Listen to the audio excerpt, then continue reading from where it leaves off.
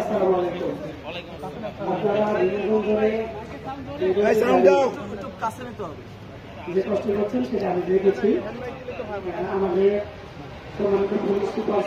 আমাদের মাসিক যে ক্রাইম কনফারেন্স হয়, সেই ক্রাইম কনফারেন্সে অংশ নেওয়ার জন্য র্যাঙ্ক অফিস রাজশাহীতে অবস্থান করছেন।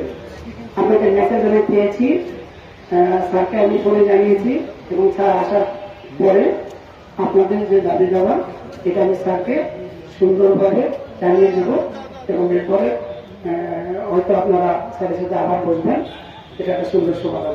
ধন্যবাদ। আপনি কি ওসি স্যারের কাছ থেকে শুনেছেন যে কি হয়েছে না হয়েছে? আচ্ছা, আমি কিন্তু বললাম যে আপনাদের মেসেজ আমি পেয়েছি,